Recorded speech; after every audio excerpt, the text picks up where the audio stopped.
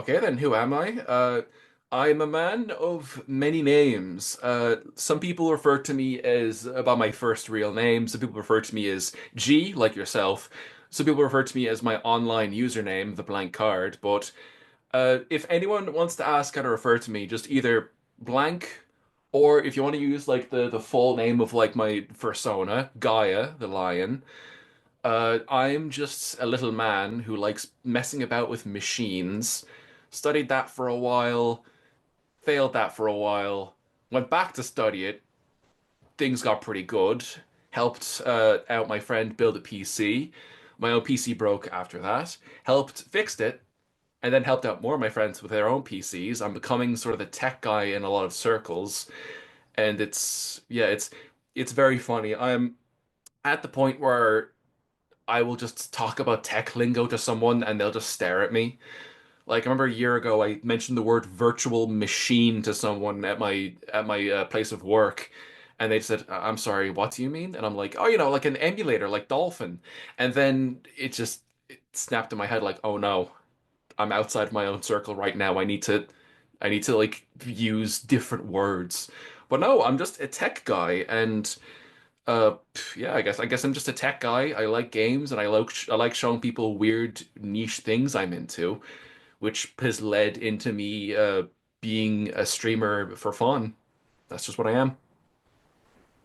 And how did you get started in the furry fandom? Okay, so I love telling people about this. I lived I was a weird kid, kind of. I did silly things. I didn't understand loads of things, so I often got told, "Hey, stay in your lane, little man. Just listen to what I have to say to you." And I'm like, "Okay, sure, you're the senior. I'll stay in my lane. I'll stay in my shell. I'll stay in this metaphorical hole, let's say." And then I was like about like 19, 20, and I was like, hang on a second. I'm in this hole. I'm just like being ashamed in this little hole in the ground here, and I'm not getting anything out of it. People are just kind of looking at me like I'm just like another like pebble on the side of Bray Beach, for instance. And I'm like, I don't want to just be another pebble. I want to stick out. I want to unlearn shame. I want to be a cool guy. I'm gonna make next year the year of me coming out, being cool, and like people remembering my name. So come February of 2020, I'm just kind of at home. I'm like mad because I couldn't like just make 2020 the summer of George, as you could say. So I say to myself, you know what? I've been following loads of furries. I think that furry stuff has been cool. I kept quiet about it because of the metaphorical hole, as I've been talking about. So I'm gonna reach out to an artist I've followed for a while, and we're gonna help design me a persona together. And that was the birth of Gaia. And it was funny because I'm not good at naming things. I couldn't like come up with a name at the time. So I just called him TS, short for Third Strike. And that led to the birth of my naming convention for all my OCs. If you haven't noticed, there's like Gaia is the lion. He's named after G from Street Fighter 5. G short for Gaia. The first like OC adoptable I got was like from Toaster Mutt. It was a Pomeranian, not a Pomeranian, but like a collie. So I called her Karen because she was very fancy, like Karen from Street Fighter Alpha. I've been called Minotaur Boy because I love really oddly designed buildings and structures and mazes and such. So I designed a short Minotaur dude called Nash, based off Charlie Nash from Street Fighter Alpha. Uh, who else? There was one more, wasn't there? Yeah, there was like another like Highland Cow OC that I'm kind of like designing on and off. That I'm calling like Armika. The R could mean anything. Just ask me when her actual reference sheet comes out. But yeah, so while everyone's stuck at home on their computers, I was just like bouncing around internet communities saying, "Hey, how you doing? Hey, I like your art. Draw my little funny cat doing like a pose or whatever you want." And that was just it. I just like liked chatting to artists. I liked saying, "Hey, here's a little cat dude. Look at him go." And I bounced around a couple groups for a while, and I want to say that was just it until either late 2020 again or 2021, where I happened upon the Irish Furries Discord server. So initially, I was like, "Hey, Irish Furs, what's going on? I'm Gaia the Lion, horror horror. Check out my streams every now and then." And then I was like, okay, yeah, there's like some cool people here. I reach out to them. I talk to a fair cool bunch. I talked to Shay J and Rava because they're both like into streaming as well. And as time goes on, I'm like, hey, what's going on? What's going on? I'm like, you know what? I've got one foot in the proverbial furry fandom pool or whatever. I'm gonna put the other foot in. You know what? You, crafts lady. What's your name? Lady Nightlight. I like the cut of your jib. Would you like to design a head, paws, and tail for me? And that's how we got my partial suit number one. It's based off Gaia, of course.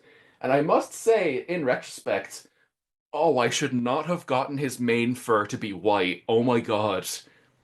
Like you can check like a bunch of modern art I have. It's like kind of like a dark lavender, but like his main like fur color it was white at the time during like his first like rendition version, whatever you want to call it. So like that's cool when you're drawing him, but when you're taking him out into the public or potentially near anywhere with grass or mud, it's like, oh God, I have to make sure that this gorgeous suit of a man does not get stained. Because I think the first ever face-to-face meetup I went to was one organized by one Grape Soda from Cork. There's about 10 of us who were just hanging around like the park there. It was near Halloween, so a few of us were wearing suits. We were just chilling and taking pictures, and thankfully during that specific meet, the weather was fantastic. There's like a amazing video of like I forget if it was two of us chasing each other around like a park while no one was around, but it was great. But no, yeah, that was face-to-face meet number one. The I forget what the exact park is called, but if you've ever like gone to a grape soda meet up physically in person in Cork, you chances are you've like poked your head into that one park. So there was that. There was like Comic Con is what I usually went to for a while, and then I got bored.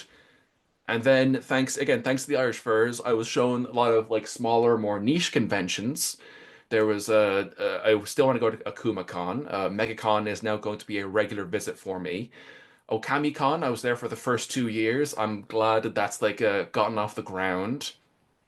QCon is something I love for both the furries I see there, but also I have like a friend called Dara, and the first time we came face to face with that QCon that I found out about thanks to the Irish Furs. Last year in Anthro Irish, I hosted my first panel where I essentially did a very loose. It was basically a vehicle just for me to like chat to a room full of convention goers and have some jokes, do some back and forth with people from the crowd. But I did the brief history of fighting games where I talk about, hey, this was pretty cool. Don't forget this happened. Then a crash happened. Then this is how this tradition happened. It was just one to two to three to four. It's like I I must be honest, put it on like slideshows is always good. I got an award for that when I was younger. But no, I like after ages of again, I'm gonna bring this up one or two more times. Being in that little hole in the ground where you're just ashamed to like emerge because of pointing fingers or people wanted to make fun of you or just the shame of being. I stood there for so long because I was like, I can't do anything. And then, with step one, I'd like talk to some people all online around Ireland. Step two, I joined like the furry fandom and the Irish Furs. Step three, I've talked to people about event organizing. I've done my panel at Anthro Irish. I've sent my name into other conventions now to see if I can get more done. And yes, even now, there's an ongoing event that I've been hosting. Now, currently it's all being digital, but me and the people who've gone to that event, we're all talking about doing something physically now. It started off as a bowling meetup in the Dublin area. It was called the Blancarts Bowlerama. Fantastic name, great meetup. We all had fun. But what spun off of that is something else. It's an event called Sean's Muscle Tower. And since there isn't like many like or at least I haven't noticed any, there doesn't seem to be many pure video gaming events in the Irish Furs. I've decided to make this a monthly or a bi-monthly event where I just get some people around and do what I love, show people some like weird niche things that I think are really cool and that I think more people should check out. It started off as just let's just emulate some old stuff, then we'll continue emulating some old stuff. That's what the Crash Team Racing event was. We did like the online Mario 64 run where I got to unintentionally get someone to do a backwards long jump wearing fursuit paws, which is a hard enough maneuver when you're not wearing gloves, let alone fursuit paws. Oh God. And then there was the Left 4 Dead meet where I got 8 people to do several games of verses over the course of like 4 hours, and everyone like agreed with me. It was the most like adrenaline pumping, the most adrenaline pumping, like screaming at your mates to do things sequence of events that have happened in a while, and we all loved it. Yes, and the last event that we held actually was our Doom event. Very good. That was recently. And it's the start of me doing two things, actually. One, I'm going to host these events more often because literally everyone who has come to one has been like, oh, this is so cool. This is so cool. When's the next one? When's the next one? I have ideas. I have ideas. And it's the first one where I've actually gotten art made for the event. All the past ones have just been me going crazy in Photoshop or just grabbing some photos I've taken and using filters. Like the Left 4 Dead event was actually my fursuit paw, just like making the letter two with my fingers, like the Left 4 Dead cover art that's actually there. And the rest were just like, oh yeah, just pose in VR chat, put that over the Mario 64 cover art, there you go. And the other one was like, here's just a magazine page, a magazine ad for Crash Team Racing and a bunch of like memes and Photoshop filters put over it. And the Doom Muscle Tower event actually featured artwork by another Irish fur. They haven't gotten loads of commissions to come their way yet, but both myself and JJ VR, another fantastic Irish streamer, Irish fur, and yeah, we've both gotten art done off of Maddie Paddy in regards to like just putting it in our streams and such. They did an amazing job with like the Doom events. I really hope we can like get them to do more work in the future. But yeah, one more note I'll say. I'm not sure if this is off topic or not, but I just love I just love artists on the internet. I've spoken to many. I've like joined the Discord servers of many. I've like just like did I suppose what the modern equivalent is of just like seeing a mutual and shaking their hand. It's just so nice. You just interact with like artists here, there, and everywhere. Say, hey, I like you. Just draw one of these characters and just do whatever, all right? Don't worry about it. And I love that. Even in the Irish Furs server, you see people uploading their artwork on the daily, and you see people saying, "Hey, here's my comms are open. If you want to like do some work or like collab or art trade, just hit me up." And it's like sometimes you just sit down and you turn around and it's like, wow, in this hallway we're in this grand arcade, this art hall, there's like so much talent around us and we're allowed to coexist and just exist alongside it. It's such a lovely feeling. Wow. So you mentioned before about being involved in the gaming aspect of things. How did you get your username? Thank you for bringing that up. I didn't know how to lean into that. After I left second level, like the leaving cert, whatever you want to call it, I went to high school. Yeah, cool, cool. Uh, there was a period where before going to do like a proper college course, I went to a PLC, a post-leaving course, and I went to study just like the inner workings of game design as just like a short 1 year thing before I lock in what my degree was going to be on. And like you go from second level into college or a PLC, and you go from being like, oh, keep your uniform on, beat your classes, homeroom, this, homework, that, and then like college is like, dude, just show up and try. and then like the lecturer just like turns away from it, just like takes a big drag off of like a vapor or whatever. But yeah, no. During my PLC, there was, we had our free classes. We had like our days when we were in early and late. Classes would only start until here for till there. So there was a bit of sitting around and we did all sorts. We played Magic, we played Yu-Gi-Oh, we fiddled around in the free computer labs. And something we did is that we played a online version of Cards Against Humanity. I think it's called Pretend You're XYZ or something like that.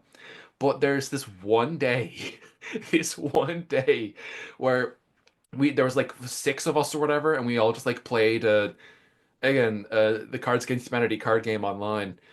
And you'd have your like answer cards that you'd have to play, but there were these cards with nothing on them that you could write anything. And so it was the perfect opportunity for in jokes to put people just like something that that isn't actually in the game. And for an entire session, every time someone got a blank card, they would just put my first or full name in there. And sometimes it was just Ash or whatever. Other times it was actually genuinely hilarious. And it was just such like a memorable like morning or afternoon that I made my Steam name The Blank Card because, that's just what I was like back then. Every like a couple months I changed my name on Steam to be something topical or funny or something that I just discovered. And like for whatever reason, the name just kind of stuck. Like loads of things would come into my life, like B movies my friends would see, or like characters I'd obsess over. But once I just named myself the blank card on Steam, every account after that I would make would just become the blank card because no one else would have that username. So yeah, thanks to Cards Against Humanity, I now have a username I might use for the rest of my life. And then what got you into gaming in the first place? Oh, God, where to start actually? Okay, if we're gonna talk like the very start of this legend, this story, it would be when I was like 2 or 3 years old, and watching my dad play Driver on PlayStation 1. Because I just, children, they see like a TV screen or anything and like they just think it's real somehow. Like, what is this?